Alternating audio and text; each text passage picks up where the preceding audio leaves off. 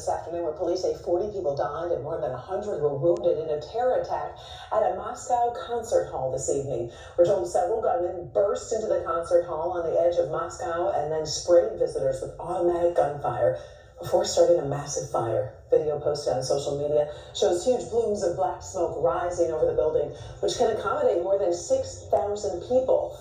As of right now, no one has claimed responsibility for that attack. Men have been charged in connection with Friday's attack on a concert venue just outside Moscow.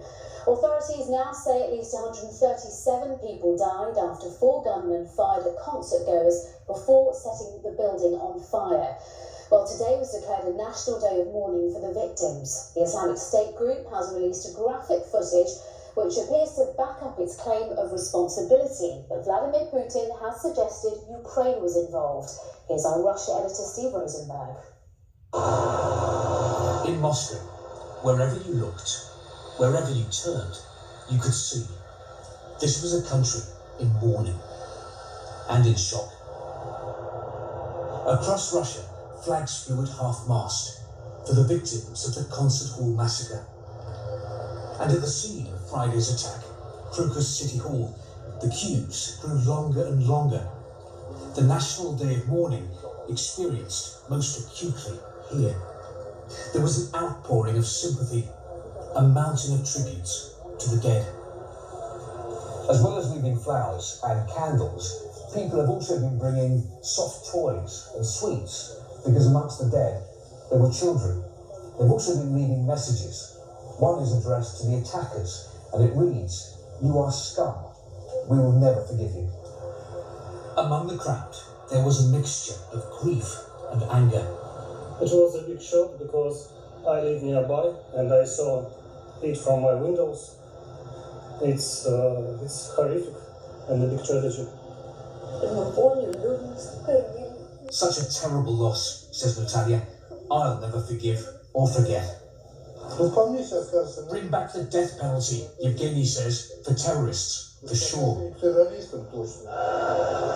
This is how the attack had begun.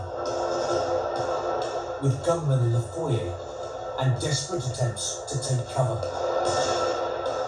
The attackers moved on to the auditorium. By the end of this, more than 130 people were dead.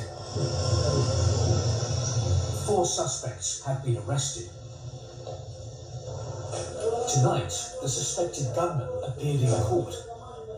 Russia claims they've been caught fleeing to Ukraine and had contacts there. Kiev fiercely denies any link to the attack. The Islamic State group says it was behind the shooting.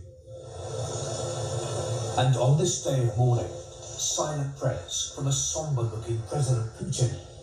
The Kremlin says he lit a candle for the victims in church at his country estate. And Russia is praying that there will be no more attacks. If there are, that will test people's faith in the president to keep them safe.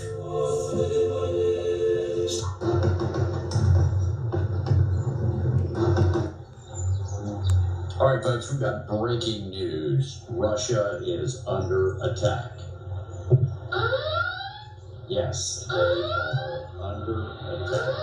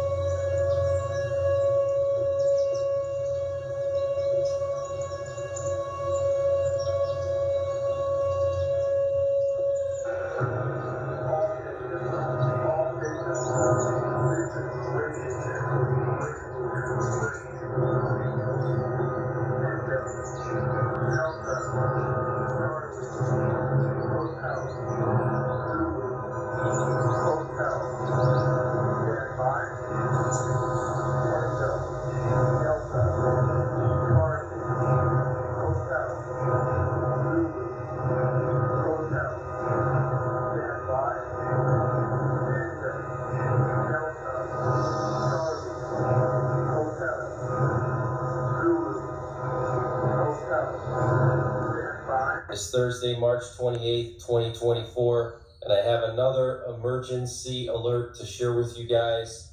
Right now it is 14:09 Eastern Time here in the United States. And we have some major breaking news coming in from Russia. So what you're looking at here is a Russian ICBM mobile launch vehicle. This is the RS-24 Yars, and this is fresh video footage coming out of Siberia showing this RS-24 Yars doing a drill on dispersing to the countryside. Okay, so these trucks have a giant missile on them, a nuclear missile. They're kept in these garages. And if there's a nuclear war or there's a time of heightened tensions, they disperse these into the forest. And you can see here they're putting up snow camouflage netting over this truck so it can't be seen. And so this is a huge danger for the US during a nuclear war, because Russia has hundreds of these launchers and they can just disperse them into the wilderness and hide them. It would be impossible for us to find where they're located. So I find the timing very interesting that they would suddenly decide to do an exercise like this. This was in Irkutsk. Okay, now we also have some major breaking news about the concert hall attack in Moscow. So apparently today Russia has proven the connection between the Moscow terrorists and Ukrainian nationalists. Russia's investigative committee into the concert hall attack says it has uncovered evidence that the gunmen who killed more than 140 people in an attack on a concert hall last week are linked to Ukrainian nationalists. In a statement, it said the attackers received significant amounts of cash and cryptocurrency from Ukraine as a result of work with the detained terrorists, an examination of technical devices seized from them, and an analysis of financial transactions. Evidence of their link with Ukrainian nationalists has been obtained, Russia's investigative committee said in a statement. So basically they conducted digital forensics on some computers or smartphones, and apparently they found some connection there to Ukraine. The head of the SFB in Moscow has said the United States, the UK, and Ukraine could be behind the Moscow terror attacks. This is the head of the Secret Service, or the former KGB, in Russia, stating these facts. They now have evidence that the US and the UK was involved, along with Turkey and Ukraine, behind this terror attack that now has claimed 140 lives in Moscow. The US, UK, and Ukraine may have been behind last Friday's terror attack on a concert venue in the suburbs of Moscow, which claimed the lives of now it's up to 140 and left about 200 people injured, according to the head of the Russian Security Federal Services, the FSB. Alexander Bortnikov told reporters on Tuesday that the authorities are currently trying to establish the identity of everyone involved in the attack, both inside and outside of Russia. We asked whether the U.S., Britain, and Ukraine could be behind the terrorist attack. The FSB chief responded, "We think that this is so." In any case, we are now talking about the information we have. This is general information, but they, the investigators, also have concrete results. So they're saying to the world right now, they're putting it out that the United States and the UK both were co-conspirators in this attack against Moscow in the music venue, which killed 140 people. He said Boltnikov's statements to the media following a meeting of the expanded board of the Prosecutor General's office in Russia. The FSB director told reporters that the intelligence service will do everything necessary to identify the direct organizers and sponsors of this terror attack. So this is the head, folks. You cannot get more in your face than the head of the Russian intelligence service, the former KGB, is stating before the world they have evidence, concrete evidence, that the U.S. and the UK were responsible because the SBU, which is the Ukrainian Secret Service, they are an offshoot of the CIA, folks. Nothing happens in Ukraine without the United States knowing about it. So this is just one article claiming that United States had a part in it.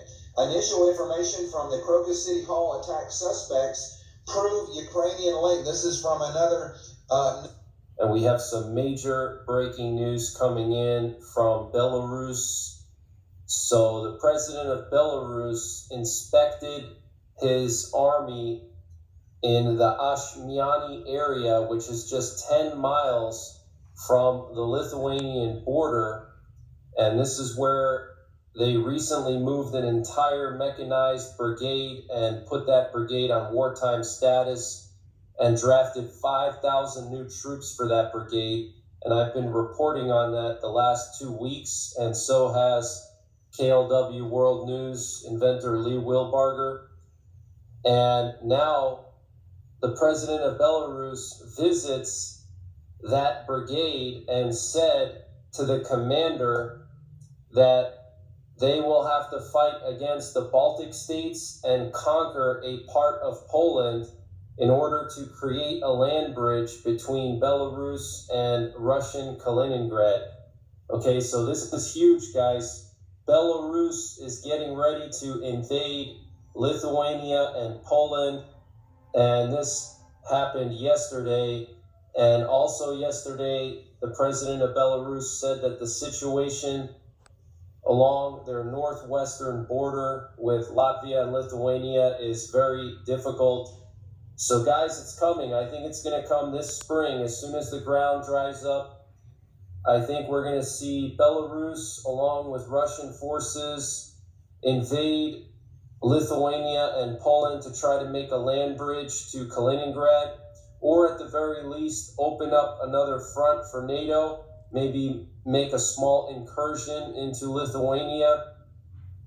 But this is very, very serious, and I have some video of that interaction that the president of Belarus had with the local commander there, where they were talking about fighting against the Baltic states and conquering a part of Poland to make a land bridge. And that Russia is now calling up another 130,000 conscripts. This actually happened last fall, but they are now bringing them into the military for the final assault force that will probably be used to face NATO in the coming months and years. Russia has increased their military to 1.3 million soldiers, plus 2 million reserve soldiers. So Putin is assembling his Armageddon army, folks, and this is just the latest news from TASS, Russian news agency. Russia called up 130,000 new conscripts in last fall's army draft general staff. So all of these troops now have been transported to their barracks. So let's go ahead and read the article. This is from today, March the 29th, 2024. Russia called up 130,000 conscripts in its